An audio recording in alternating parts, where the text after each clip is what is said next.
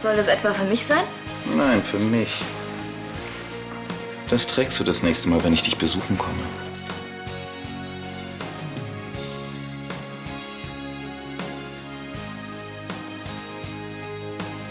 Frederike hat nicht gelogen.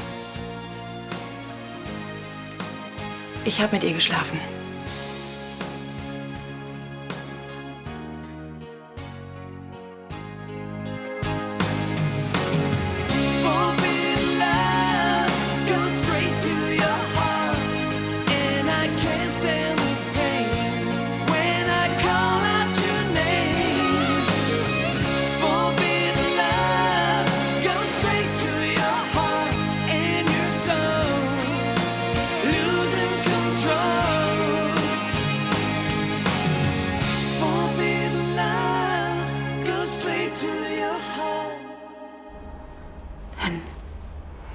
Dann hat sie... Es stimmt.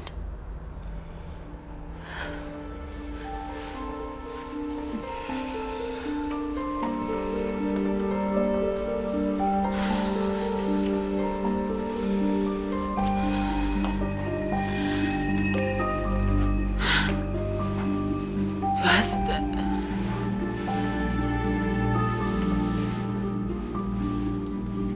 Ausgerechnet mit Frederike. Susanne, bitte glaub mir, es tut mir leid.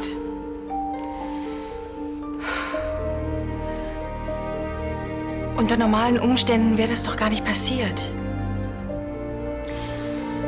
An diesem Abend, da war ich irgendwie total neben mir. Wegen dir und Lars und...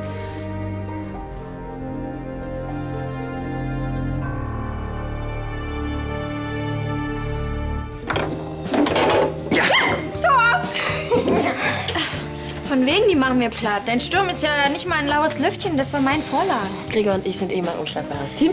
Ja, im Gegensatz zu uns. So ein Quatsch.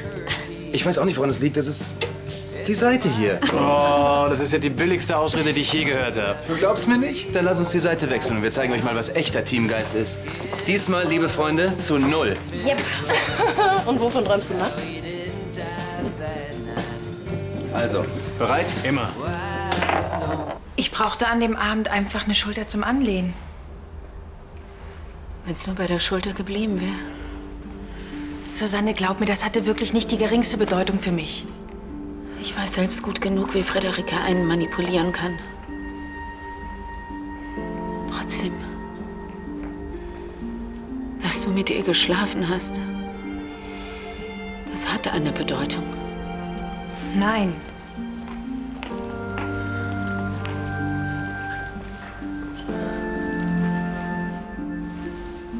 Ich liebe dich, Susanne. Warum hast du es dann getan? Ich versteh's nicht. Ich brauchte dringend jemanden und sie war da. Glaub mir, ich weiß selbst, wie bescheuert das klingt. Allerdings. Susanne, Frederike hat von Anfang an versucht, uns auseinanderzubringen. Mit allen Mitteln. Und du wusstest das und trotzdem... Ich war mir so sicher, dass du mir das nicht antun würdest. Ich habe dir vertraut. Es war wohl ein Fehler.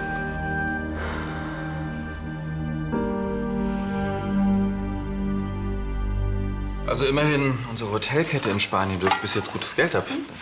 Ich denke... Also, wie gesagt, es bleibt eure Entscheidung. Aber ihr wisst, dass ich es besser finde, sich auf das Kerngeschäft zu konzentrieren.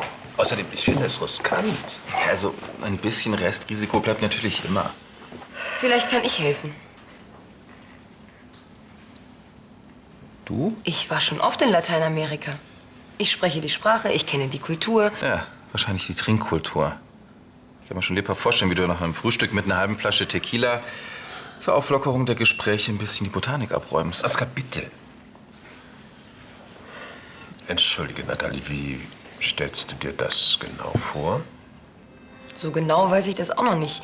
Aber gerade wenn es darum geht, Vertrauen aufzubauen, hilft es doch, wenn man Sitten und Gebräuche kennt. Und wenn jemand die Sprache fließend beherrscht. Ja, das klingt doch gut. Was sagst du dazu? Ja, das Ja, das sind bedenkenswerte Aspekte. Aber ich weiß nicht, trauen Sie sich das denn zu? Ja, aber sicher doch. Mit den Promille steigt doch auch die Selbstüberschätzung. Sie haben selbst gesagt, dass ich wieder eine richtige Aufgabe haben sollte. Ja. Naja, ich werde darüber nachdenken.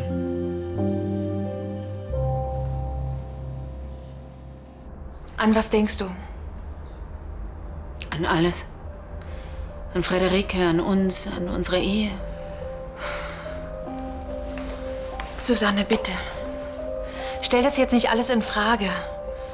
Wir hatten es schwer in letzter Zeit, ich weiß, aber lass nicht zu, dass Friederike Recht behält. Das ist ehrlich gesagt mein geringstes Problem. Nicht wegen diesem bescheuerten Seitensprung, der überhaupt nichts...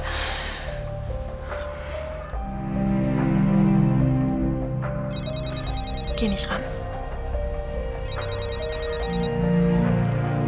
Es ist meine Tochter. Hallo, Lisa? Hallo, Mama. Wo bist du? Zu Hause. Was gibt's? Ach, also nichts Besonderes. Es ist nur, ich würde gern mit jemandem reden. Dann lass uns doch gleich im No Limits treffen. Super, okay, dann mache ich mich jetzt sofort auf die Socken. Bis gleich. Also, bis dann. Bitte geh jetzt nicht.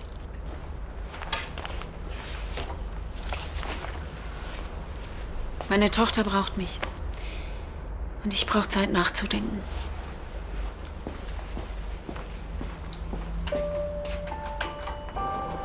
Susanne!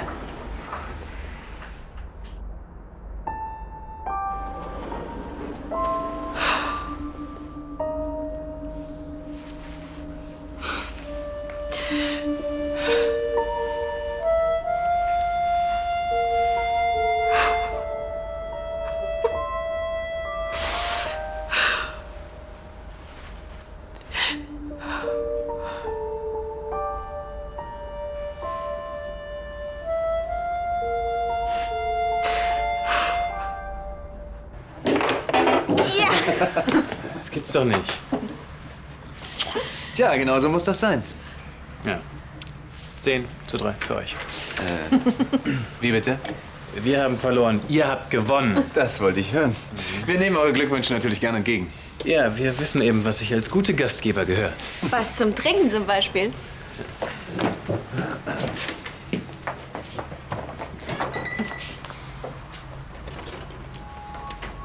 Ja, wir hatten keine Chance. Nein. Wie sieht's aus? Noch eine Runde? Mir reicht's für heute. Ich hätte Lust auf Muffins. Riesenidee, lass uns runtergehen. Ja, ich bin dabei. Was ist, kommst du auch? Ja, normalerweise gern, aber ich muss noch mal in die Klinik.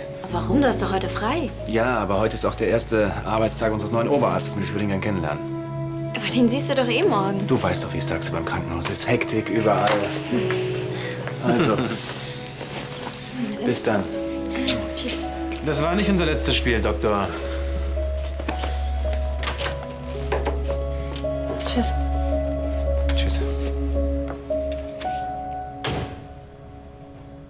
Ich habe nur einigen Leuten versprochen, mich endlich wieder einmal blicken zu lassen.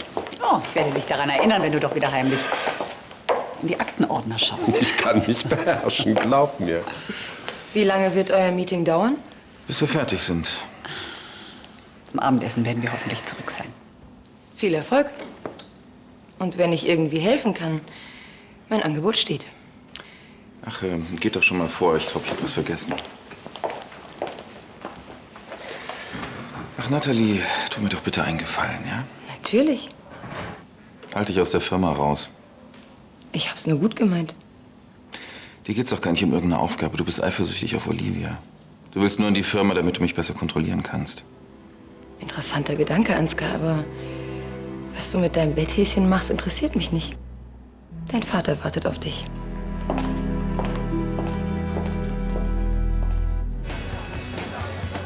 Hey, Mama. Da bist du ja. Danke, dass du dir Zeit genommen hast. Für dich immer. Was gibt's? Naja, du wirst es vielleicht albern finden. Ganz sicher nicht. Worum geht's? Andi, er war gestern bei mir. Er hat mich gefragt, ob ich wieder mit ihm zusammen sein will. Und? Ich habe abgelehnt. Im Moment weiß ich nicht mal, ob ich überhaupt jemals wieder einen Freund haben will. Du bist erst 17. Meinst du nicht, das ein bisschen früh, um mit Männern abzuschließen? Wenn ich immer nur an die Falschen gerate? Du weißt, dass ich nicht sehr glücklich war mit Andi. Aber er hat dich nicht betrogen. Als wir zusammen waren, nicht, nein. Aber ich habe dir doch erzählt, dass er sich sofort danach auf Olivia gestürzt hat. Wahre Liebe sieht anders aus. Du wirst bestimmt bald wieder einen ganz tollen Freund finden. Einen, der es ernst meint. Ich glaube langsam echt, dass alle Männer Schweine sind. Du kannst froh sein, dass du solche Probleme nicht hast.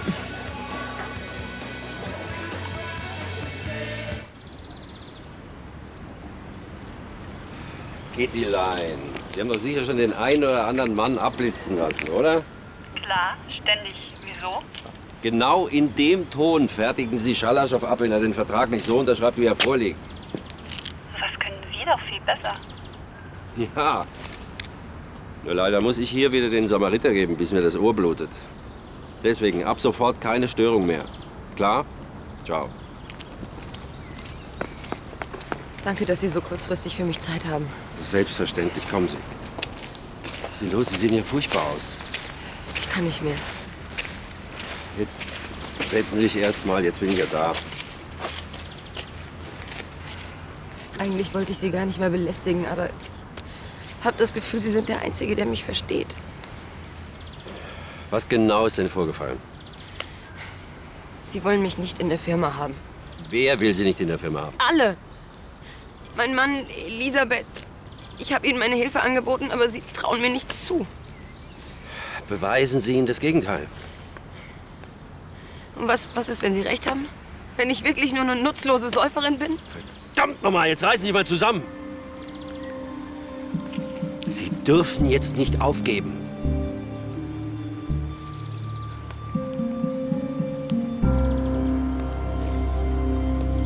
Jetzt habt ihr ja ganz schön am Ohr abgekaut und gar nicht gefragt, wie es dir eigentlich geht. Das ist auch besser so. Ich meine, da gibt's nichts Neues. Geht's dir denn jetzt besser?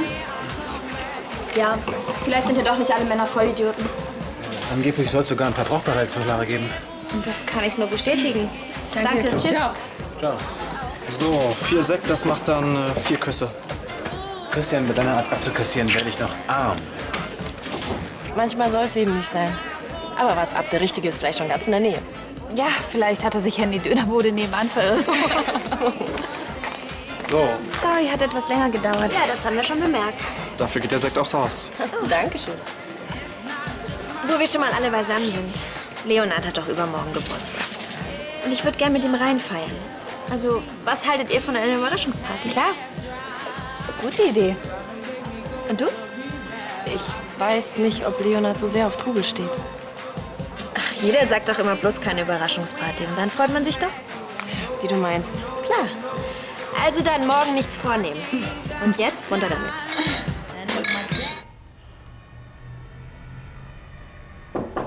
Ja. Guten Abend. Dr. Becker? Roland Becker. Genau. Und Sie sind Dr. Lahnstein. Ja, das stimmt, aber woher wissen Sie? Ja, ich könnte jetzt irgendwas von Intuition erzählen. Ja, oder einfach zugeben, dass ich außer Ihnen hier schon fast alle kennengelernt habe. Tja dann, herzlich willkommen im St. Vinzenz. Danke. Wo Sie gerade hier sind, ich habe einen Anschlag auf Sie vor. Oh, das fängt ja gut an. Es wäre nett, wenn Sie mir bei dem Dienstplan helfen könnten. Ich blick da noch nicht ganz durch. Selbstverständlich. Was gibt's denn?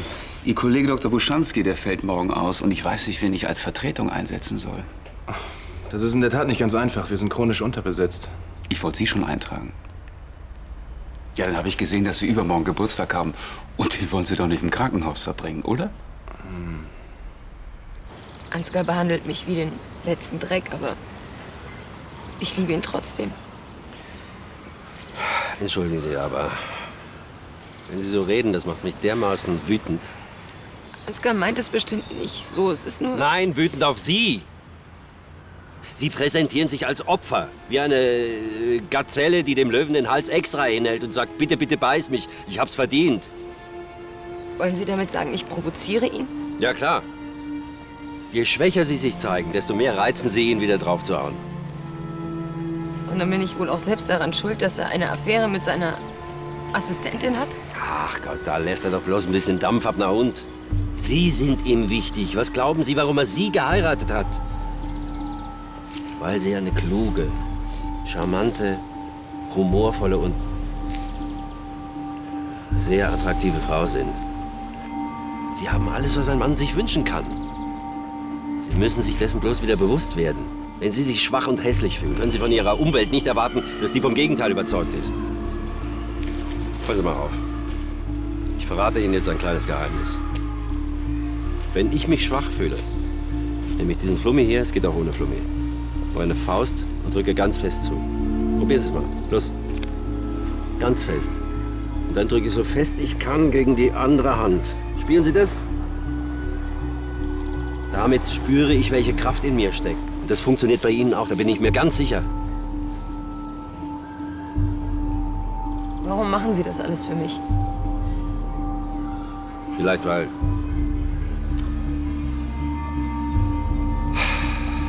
Mir hat damals auch jemand geholfen. Das möchte ich einfach nur weitergeben.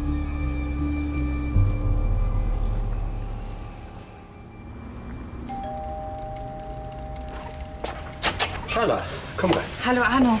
Störe ich? Überhaupt nicht. Aber wenn du zu Susanne willst, die ist nicht hier. Wo ist sie denn? Wenn du das nicht weißt. Ich wollte ihr ihren Schal vorbeibringen. Sie ist im Moment ein bisschen erkältet. Sie ist erkältet. Schwirrt irgendwo in der Gegend rum und du bringst ihr hier ihren Schal vorbei. Hey Carla. Hallo. Susanne ist erkältet? Als wir uns getroffen haben, habe ich gar nichts davon gemerkt. Das No Limits ist perfekt für diese Party. Und damit du nicht so viel Stress hast, lasse ich das Essen auch aus dem Schneiders kommen. Was? Aus dem Nobelrestaurant? Wer soll das bezahlen? Na, du vergisst, dass ich einen guten Draht zur Chefin habe. Die wird mir schon einen Spezialpreis machen. Wenn du das organisierst, wird das die perfekteste Überraschungsparty des Jahres.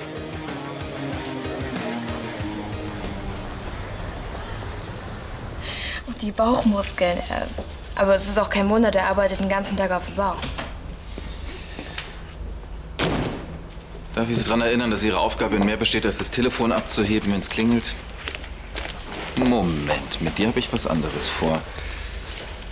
Ich habe jetzt gleich eine Stunde Zeit. Und da dachte ich mir, du fährst vielleicht schon mal ins Hotel und wartest auf mich. Ich hoffe, du hast das Richtige drunter. Genau darüber wollte ich gerade mit dir reden. Ich meine über uns. Natalie, wie schön. Das richtige Timing, wie immer. Ich muss das noch wegbringen. Ja, aber beeil dich, ich kann es jetzt schon kaum noch erwarten. Ist Frau Brandner da? Ja. Was machst du denn hier? Der nächste Kiosk ist rechts unten um die Ecke. Danke. Kein Bedarf. Und jetzt muss ich zu Frau Brandner.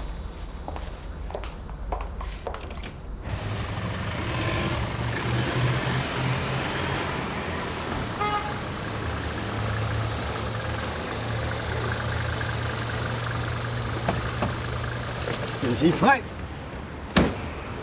Was machst du denn hier? Ich muss arbeiten. Da, gegen Halsweh. Wo hast du den denn her? Carla war da. Zurzeit hängt der Haussegen bei euch wieder mal ziemlich schief, was? Hat sie was gesagt? Oh, das musste sie gar nicht. Diese Anzeichen erkenne ich auch so. Ich hatte schon Ehekrisen. Da warst du noch nicht auf der Welt. Ich weiß nicht, was passiert ist. Carla jedenfalls schien ein ziemlich schlechtes Gewissen zu haben. Sollte sie auch. Irgendetwas, das du ihr nicht vergeben kannst? Susanne, sie braucht dich. Sie erwartet ein Kind. Ich werde einfach diese Gedanken nicht los, dass Friederike und sie... Was?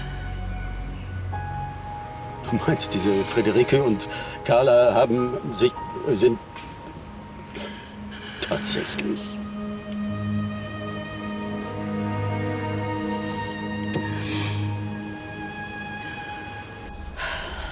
Ich will ganz ehrlich sein, Natalie. Das Verschwinden von Hannes hat sie sehr mitgenommen. Ihre Schwierigkeiten mit Ansgar. Ich denke, es wäre besser, wenn Sie sich erst mal auf die Lösung dieser Probleme konzentrieren. Wenn Sie ehrlich sein wollen, warum sind Sie es dann nicht? Sie wollen mir keinen Job geben, weil ich trinke. Weil Sie denken, dass ich unzuverlässig und schwach bin. Ich schaffe das. Schon bei dem letzten Meeting mit Signor Jano hat er ausdrücklich betont, dass das Geschäft auch meinetwegen zustande gekommen ist. Ja, also, wir wissen alle, wie charmant Spanier sein können. Bitte. Ich brauche nur eine Chance. Das ist alles, was ich will. Wenn es Ihnen wieder besser geht. Wie soll's mir denn besser gehen, wenn ich den ganzen Tag zum Nichtstun verdammt bin? Ich brauche ein Ziel, eine Aufgabe.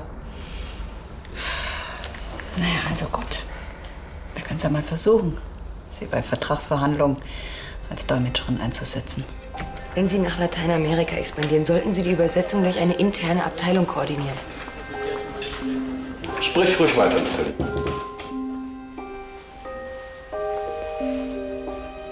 Das schafft eine viel größere Transparenz und die Mitarbeiter in Südamerika hätten hier einen festen Ansprechpartner. Das heißt, es gäbe keine Sprachbarrieren. Und du willst diese Abteilung aufbauen? Ja, ich wäre die ideale Besetzung. Ich finde, das klingt doch sehr vernünftig. Also gut, versuchen wir es.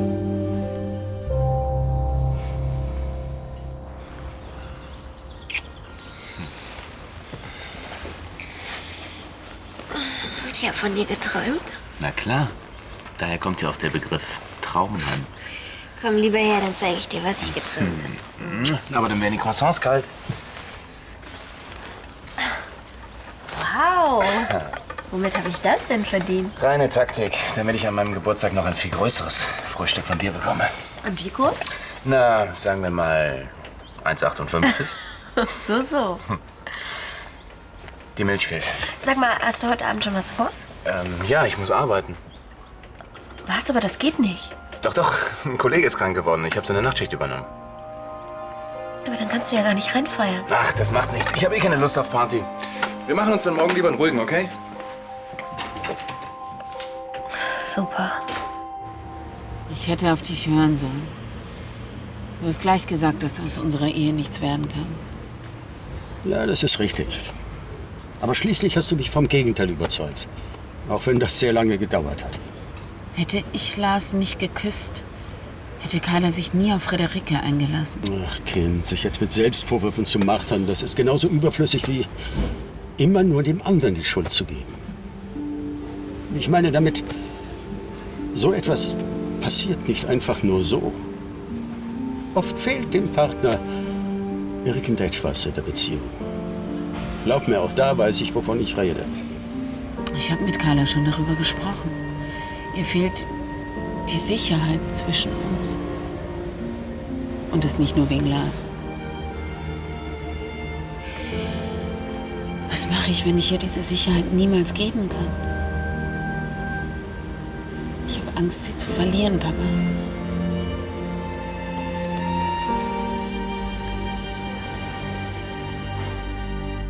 Es ist zwar nur Wasser, aber es sprudelt auch. Also, auf die neue Übersetzungsabteilung. Auf dich, Natalie. Oh, na dann mal Prost. Ist wohl mal wieder Zeit für die erste Abfüllung, hm? Möchtest du mit uns anstoßen? Das ist Wasser. Was gibt's denn zu feiern? Meinen neuen Job. Was denn? Noch eine Kopiermaus?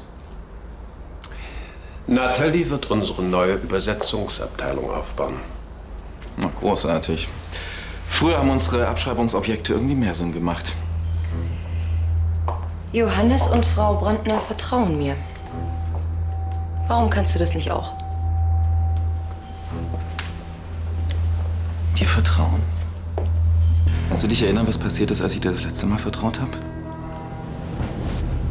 Du hast es nicht mal geschafft, auf meinen Sohn aufzupassen.